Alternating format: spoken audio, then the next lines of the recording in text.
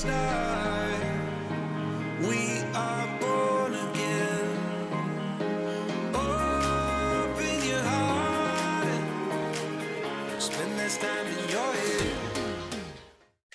Alrighty. So, okay, first of all, Steve from Serious Keto. If you guys aren't familiar with him, Steve, Hello. Welcome to the channel. Thank you. Glad to be here. And the very first question I asked was, where's Grogu?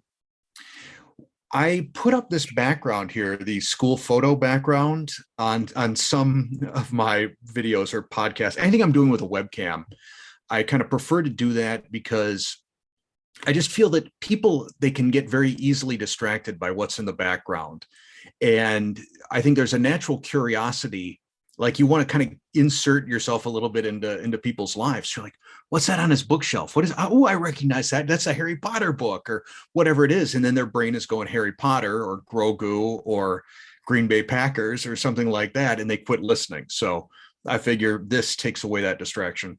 I love it. That's hilarious. But I literally was, I think the last like 3 videos of yours that I watched, I was like, there's Grogu. I found him. It's like the old show Psych with the pineapple.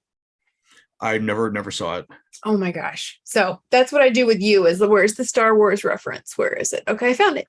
Anyhow, so I asked you, I was like, what do you want to talk about? You know, do you have something specific you want to talk about? And he gave me the option to choose. So we're going to talk about what everyone's doing right now, at least on my channel. A bunch of us went to the higher protein and now we're trying to get back into ketosis. So I wanted to ask you, did you ever do that? Did you ever go with the higher protein and run into a lot of the problems that some of us have run into, actually? I don't track macros. I haven't tracked macros in probably close to 3 years. So I've been doing keto for over 3.5 years. And once I got to what I felt was my target weight, I felt by that point, I kind of had a good feel for what was going to put me out of ketosis and what I could eat and stay in ketosis. And as time has gone on and I've become more and more fat adapted, I can eat an awful lot of stuff that a lot of people can't eat. And I stay in ketosis. I check my ketones daily. And I think the last time I was out of ketosis was October of last year. My wife and we went on a trip for our 25th anniversary, and, you know, I cut loose, and I knew I was going to go out of ketosis. I'm eating bread, drinking wine. I had some beer for like the first time in a few years. So I knew I was going to go out of keto. But aside from that, you know, it's been almost a year since I've been out of ketosis, not tracking macros at all. And I know I probably eat more protein than the traditional, 15% or whatever that they say for keto. But to me, I look at keto as, are you in ketosis or not? If you can eat certain things and stay in ketosis and reap the benefits of being in ketosis, then you're doing keto. That's my attitude. I love that because it shifted to anything low carb is keto. And nobody in my realm was checking their numbers. I have a keto mojo. I hadn't checked in over a year because I assumed that since I'm low carb, I'm in ketosis. But I wasn't checking. And that's one of the things I've since started saying is, if you didn't check, it didn't happen. Because we really don't know. I thought for sure, being a carnivore, I'm in ketosis. I'm fine. Took my blood sugar numbers in the middle of the day, and my blood sugar was 97 and my ketones were 0.3. And I was like, I mean, you're still creating ketones. I was creating ketones. I mean, you're not in nutritional ketosis, but you're creating ketones. Mm-hmm. And honestly, that's because I'd had a pretty fatty meal prior to that. I think that's the only reason I even got to 0.3. So since then, I've discovered that I have autoimmune problems, Lyme disease, all of these issues. And so I got back to my roots and I got back into ketosis. And it's been so amazing to see the difference in my pain level alone once I can maintain that state of ketosis. But I have to ask, you do all of these amazing and not always great experiments on keto or not, the tortillas being the most recent one. The rice, though, I have to say was actually one of my favorites. And I loved you kept doing more and more of these. And you were like, because y'all said this, I'm repeating this for this. I love your dedication to that. So what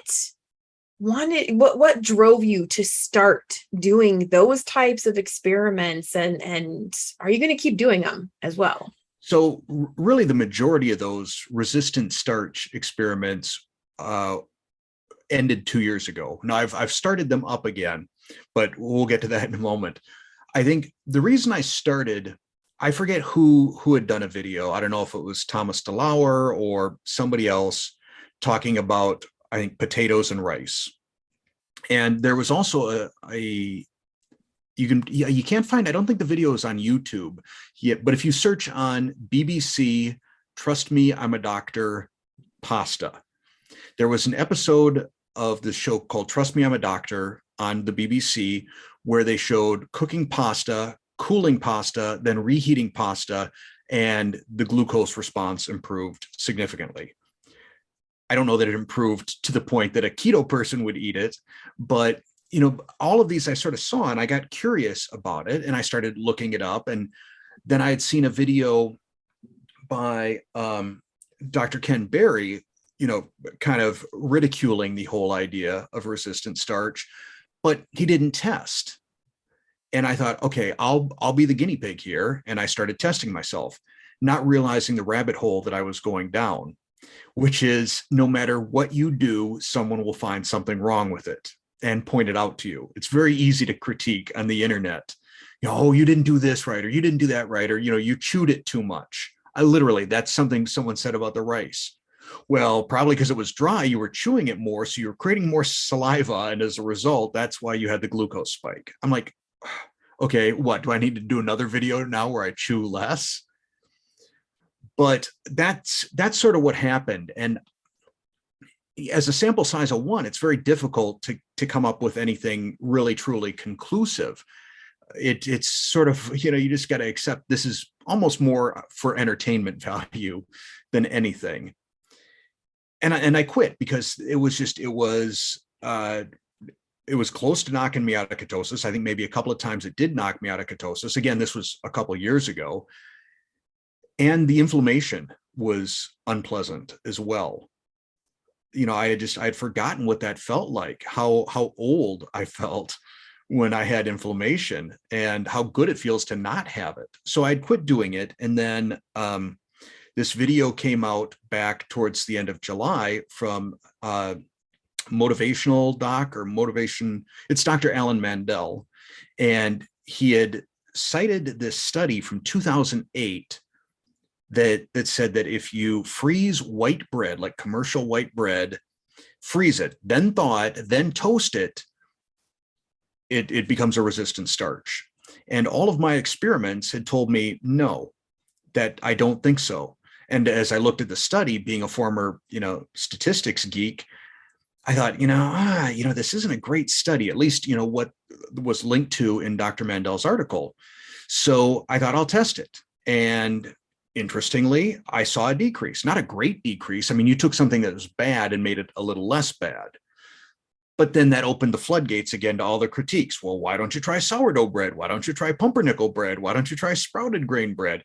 Why don't you try going straight from the freezer into the toaster? Why not just toast it? All of these things. And it has me right now thinking, do I need to do a series just on bread? I don't know, because I'm busy doing part 3 of the tortilla review right now. Anyhow, that was a really long answer.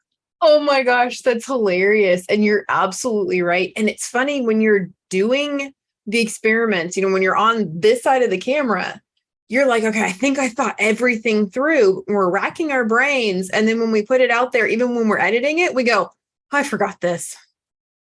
I'm not going to redo it. It's tough when you are a business of one. I mean, I'm the whole Serious Keto, except when my wife gets on camera to do a taste testing. I'm everything. I'm the thought process. I'm the script writer. I'm the on-screen talent, if I can call myself that.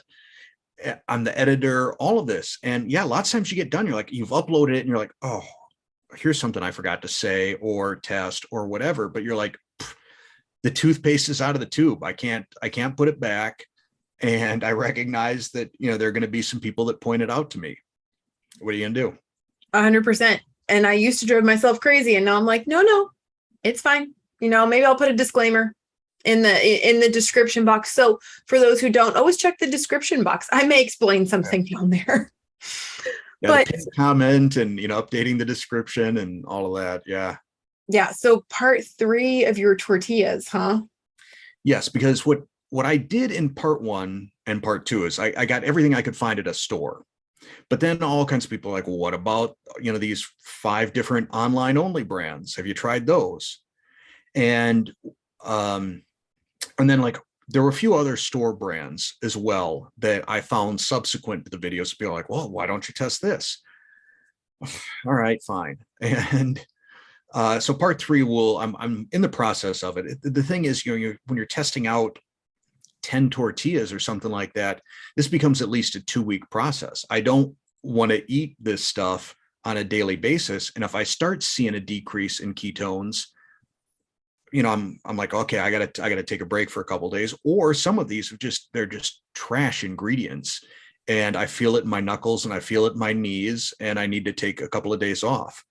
So it's there are times I look at it. Oh, and then the cost too. Some of these ones you got to get on the internet. I had to make a $60 purchase at Hero to get, the bread and the tortillas.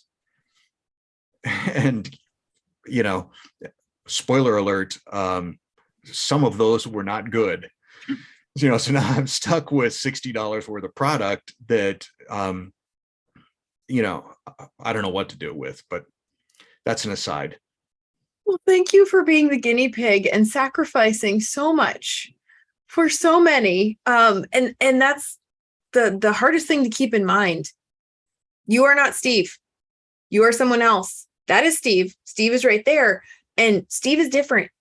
Steve is going to respond different than a lot of other people. So I'm pulling up my spreadsheet right now of the tortillas, because there was one, where is it? Okay, yeah, the Mission brand, Carb Balance. The Carb Balance, that used to be my favorite one when I first started. And the number of people, and this is what makes it worthwhile to me, the number of people that replied and said, my keto is stalled, my weight loss is stalled, and I haven't known what the problem was. Now I do, because you tested the Carb Balance tortillas and you had a 38-point glucose spike. They're like, that's it. It's, I've been eating Carb Balance tortillas every day, thinking they're fine. So when I'm able to help people that way, that sort of makes the pain, if you will, of doing these videos worthwhile to me. Still, I don't know that I can do a whole lot more. It wears me down. They're hard to shoot. They're costly. And I take an inordinate amount of abuse in the comments as a result of them. And not to mention the abuse your body has to go through.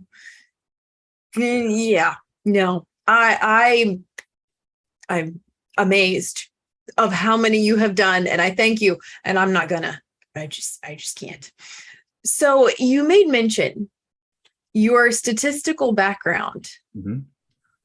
Where did you come from? Why does all of this data drive you so much? I want to know like the backstory behind Steve. So I'm trying to remember what year it was. It was around 1998 when I worked at GE for the better part of 20 years off and on. And in 1998, Six Sigma became the big thing for continuous improvement. Jack Welch went to Motorola. He saw Six Sigma. He thought, okay, this is great. We're going to become a Six Sigma company. And it became GE's corporate cult. And I took Six Sigma Green Belt training and really kind of thought, wow, this is kind of neat. The statistical analysis, the taking of a data set, it's like solving a crime. It's like you got all these clues, and then you've got Minitab on your laptop, which is your analytical software. That's like your forensics toolkit. And it was like solving a mystery.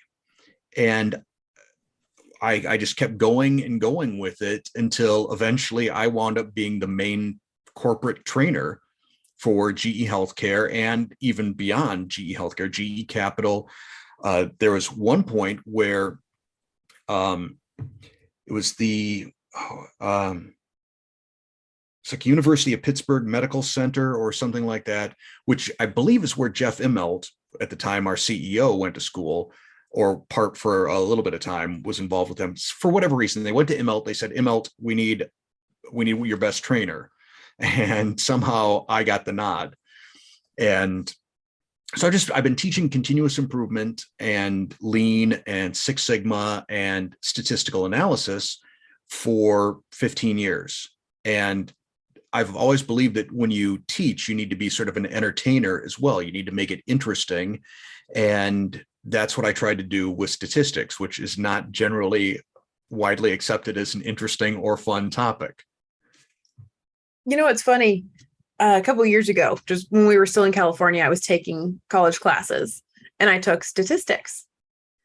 And that's exactly what my teacher did. He made it entertaining. He made it fun. And I passed with an A+ in statistics. And I was shocked because I'm actually pretty good at math. And usually if you're good at math, you don't do good at statistics. So I actually really enjoyed it because he made it entertaining and fun. And I think you're absolutely right. I think that you bring that over into your channel. So congratulations. And Thank you. Very good job doing that. I think one of the first videos of yours that I ever watched was mayonnaise. I failed at every single mayonnaise I had ever tried in my life. And I hated it. And every single time it failed. So I found your video about mayonnaise 2 ways and then how to fix broken mayonnaise. And I think that was my very first introduction to you. And to this day, I still make my coconut oil mayonnaise with your method, with the pasteurized egg yolks. And that is the only way that it makes it every time.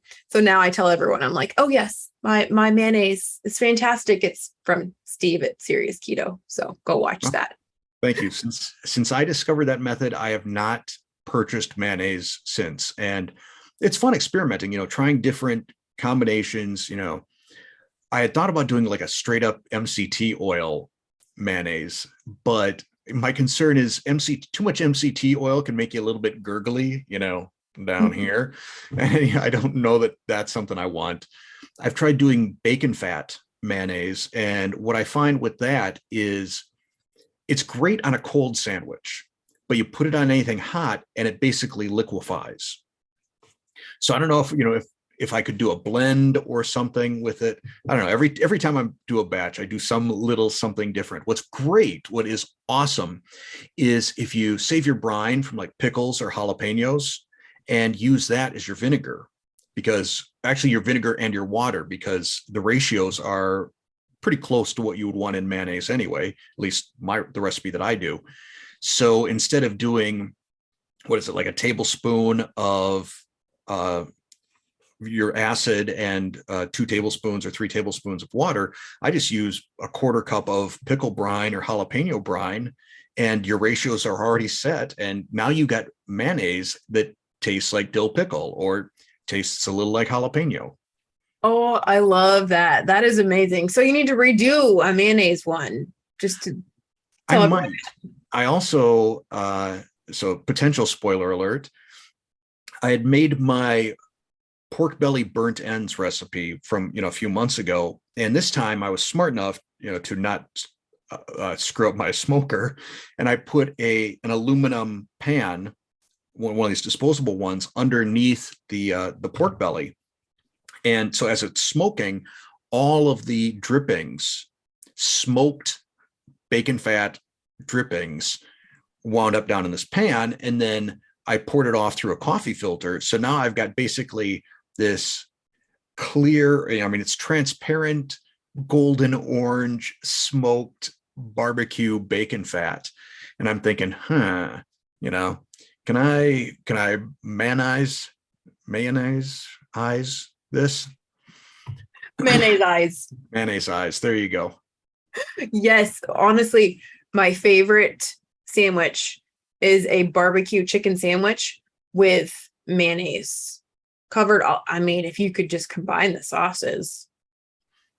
There you go. I like it. I like it a lot. So, did you ever see yourself going this direction? No. When I got laid off from GE, my thought was I'm going to start a consulting company, and that's what I'm going to do. And things started well. I had a couple of very big sort of evergreen cash cow customers that I thought I could just, I'll teach a class once every couple of months and it's going to pay the bills. And one of them, I found that as I think I taught like 5 classes there was one person who was in the same class all 5 times. My guess is he's teaching the class now. I think this was sort of a covert train the trainer situation. And then the other was for a really large hospital system here in the Great Lakes area. And they decided that they wanted to put their money into software rather than into continuous improvement. So they shut down their whole continuous improvement department and didn't need me anymore. So I'm like, what do? I don't know what to do. And I went keto. And as I was looking at a lot of keto recipes and videos, I was really kind of underwhelmed. I decided these people must not like food. They just, they're making recipes to hit macros, but they're not good cooks. And, they're doing stuff that just drove me nuts. Like, oh, I'm going to have a cheeseburger, but my bun is lettuce. I'm like, that's not a cheeseburger. That's a beef lettuce wrap. How can I start taking the recipes I love, and making them keto? And I started doing that. And I thought, okay, I feel like there's a gap here on YouTube. At least there was, 3.5 years ago. Maybe I can make some videos. And that's what I did. And nothing happened. For months, nothing at all. Like the first video I think I had that had more than 100 views was when I did a Nutso nut butter clone. And it hit 100, and I'm like, yes, I'm big time now. I got 100 views. And but that was still, I felt like that was about as good as it's ever going to get. And then Chaffles came along, and I did a Chaffle video, and that's when the trajectory changed. So, where do you see yourself going now? Any ideas? Any big, bright ideas for the future? Or are you just going to ride the wave? Well, first off, I'm open. I found in my life, I forget what the right phrase is. It's like planning is good, but having a plan is bad. Meaning that when we have a plan, we can get very rigidly stuck. We've got our blinders on, and we think this is the way to go, and we don't see other opportunities. So I'm kind of at a awkward point in terms of the channel size. It's big enough that it's hard to manage, but it's small enough that I'm not making enough money to hire someone to help me manage it.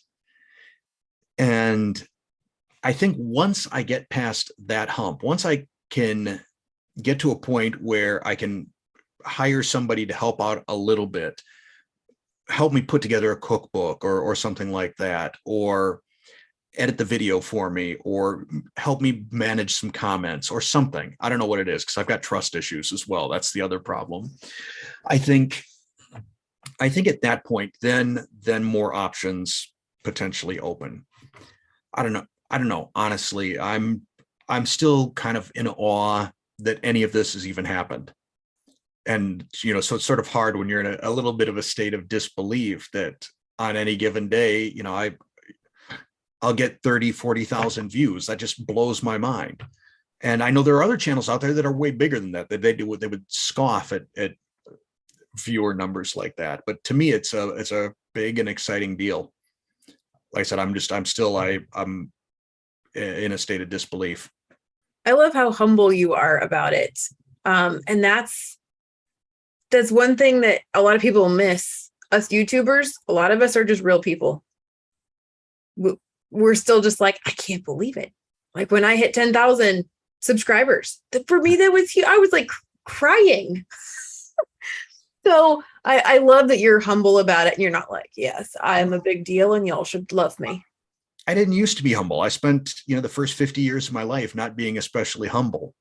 And I find that when you're humble, it's a lot, getting taken down. It's a lot smaller drop. So, yeah, I'm, I think, quite a different person than I was a handful of years ago. So you wouldn't have liked me very much a handful of years ago. Oh my, that's okay. I don't think a lot of people would have liked me a handful of years ago either. So keto definitely brought out the best in both of us. Oh, thank you. And congratulations to you as well. Oh, yes. Because I've seen your transformation pictures and it's very impressive. Well done. Thank you very much. It's funny because I'm like, oh yeah, I lost the weight too. But for me, it's getting off the medications. And so that's the part I tend to focus on. And I'm like, oh yeah, the weight thing too. Yeah, that too, which is always a fantastic bonus. How much? And I find that so many people that aren't keto, that's their assumption of like the whole thing keto is about is the weight loss. I think a lot of people, probably the vast majority of them, get into it for the weight loss, but then they start feeling all the other benefits. And that's why, when people say it's unsustainable, I'm like, it's unsustainable if you're just thinking about weight loss and macros and things like that. But once you recognize that you're getting off of medications, you're getting rid of inflammation, you look and feel 20 years younger, that is a great motivation to sustain it. And to me, that's what does make it sustainable. Absolutely. That's I couldn't have said it better. Everyone says it's not sustainable. And I'm like, no, my old life wasn't sustainable. Yeah, the sustainable argument, I kind of think about in terms of the saying, everybody eventually quits smoking. It's the standard American diet. Eventually everybody gives up, or everybody stops doing the standard American diet, either because you've moved on to something better like keto, or you're in the ground, because that's where it leads. Very true story. The sustainability argument, I think, is a lot like the resistant starch argument. They're just looking for an excuse to go back to what they really want. The addictions, the fitting into society, the fitting in. And fit in very well before. And likely I will do an episode. So once a month, generally, I will take my Monday podcast and dedicate it entirely to one topic, which I call pragmatic keto.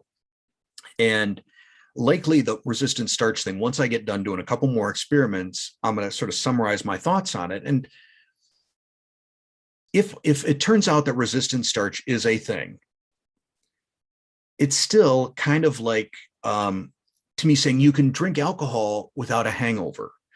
All you did was get rid of one aspect of this. I mean, a loaf of white bread bought at a store is trash, whether you have a 50-point glucose response or a 5-point glucose response.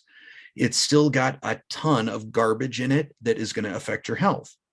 So, let's look at resistant starch for what it is. It's something that takes something we shouldn't probably be eating and makes it slightly better. Not good, but slightly better than awful. And maybe that's good enough for once a year. Maybe once a year, you're like, I'm going to have rice tonight. If you can do it. If you can do it without then saying, I handled that rice not too bad, I think I can have rice again this week. And it potentially can be a slippery slope. And that's one of the concerns I have when I test, which is why I try and throw out as many disclaimers as possible. Like, I'm not trying to prove that this is something you should do, because I get those accusations. Like I'm saying people should eat white bread. I'm not. Yeah, I made the comment that if you can handle seed oils and you want to go out to a restaurant and have seed oils and you have fun. And I've been accused of promoting seed oils. Yeah. Like, to me, I feel it's not my job to police what anybody else eats. I'm not here to critique anybody else's keto. I'm not here to say, oh, this ingredient is bad. I'll say it's bad for me. I'll say soybean oil just is horrible for me. I have it. I get inflammation. It's bad for me. Xylitol is bad for me. I eat it, and almost instantly you start hearing gurgly noises coming from my body. Yeah. Followed by me heading to the bathroom in a little while. So, but other people, it's fine. But you get so many of these folks out there that, feel that just because it's bad for one person or for themselves or something like that, that it's bad for everybody. And that frustrates me a lot, in terms of what I call ingredient police. Yeah, no, it's absolute garbage to say that one size fits all, because it doesn't at all. And I think that is the hardest thing that people have accepting. They have the hardest time accepting that, because they want an answer. We've had the government telling us, this is your food pyramid, only eat this. And they want it again in keto form. Well, I think some people get into keto, and because they have been programmed over the years by healthcare professionals that this is the way you should eat, even though their body is telling them, I feel better, I'm looking better, the scale is telling me I'm doing better, they still have this cognitive dissonance where all the evidence that they're getting is just, it is incongruent with what they've been brainwashed to believe. And that's difficult. And I think that's where some people fail. And I think that's also where some people are clinging to the idea of resistant starch as an option. Like, well, I need carbs for my brain to work. I need carbs for exercise. And, I need that sugar kick. It's just, it's hard. It's hard when you've been told that. I mean, there's still times when I have a ribeye and I'm like, should I be trimming off the fat? That's a lot of fat. And then I realized, no, wait, this is my fuel. This is what I run on. So the cholesterol thing. Oh, always. I don't know. I still do it too. I still do it to this day. I don't know if I'm ever going to stop. Probably just before I die. I'll be like, I guess they were right. I'm good. So do you track your cholesterol numbers too? I know you keep all the other data. So yeah, every year, my doctor and I get to have the statin discussion, which, it's interesting. My LDL is not that different than what it was 10 years ago. My HDL is way higher and my triglycerides are way lower. Yet now it's time to talk about getting Steve on a statin because, your total cholesterol number is big. Well, it's big because my HDL is great. But, look at my triglycerides. So last year, my doctor's like, well, we need to do the cardiac calcium scoring test on you. So I had a CT. I scored a 1. He said anything under 10 at your age is great. And I said, well, and we don't even know that 1, that may have happened pre-keto. We don't know. But every year he wants to have the statin discussion. I'm like, I'm not doing it. I would encourage you to learn more about cholesterol. There's a lot of resources out there. And it's funny because even, the American Heart Association and was it the National Association of Cardiologists Colleges, it's like NACC, has come out and said there's not a correlation. Yet no doctor seems to be aware of this.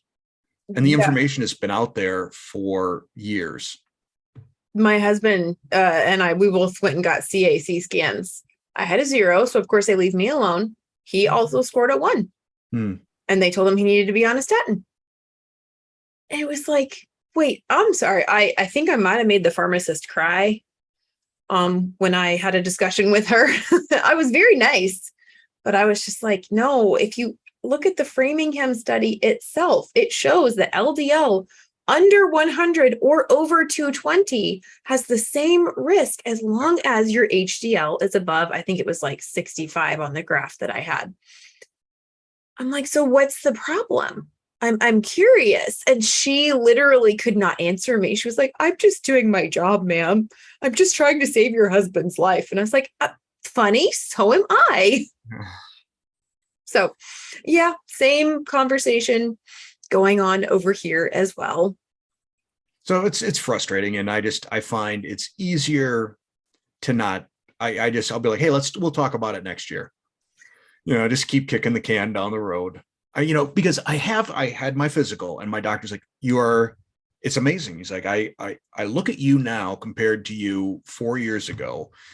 He's like, you've become, I don't know if he said the perfect specimen. He might have said like the perfect patient or something like that. He's like, everything is great. You got your blood pressure, practically I'm ready to be off meds at this point. Without his permission, well, I kind of got his permission a little bit. He wanted me to get like a reduced dose. And I'm like, I'll just break the pills in half. Let's not keep busting out the prescription pad, as an answer. But, I'm to the point now where I'm getting on a half dose, like 5 milligrams of lisinopril a day. I'm like at 107 over 70 something. I'm like, I could probably just stop. So there's that. I'm off of reflux medication, body fat way down, just everything's going right. And, he's like, you're very fit. Oh, by the way, your LDL is high, so we need to put you on a statin. I'm like, nah. If every other marker has gone in the right direction, do you think maybe our understanding of this one marker could be skewed? I believe that you can outweight him.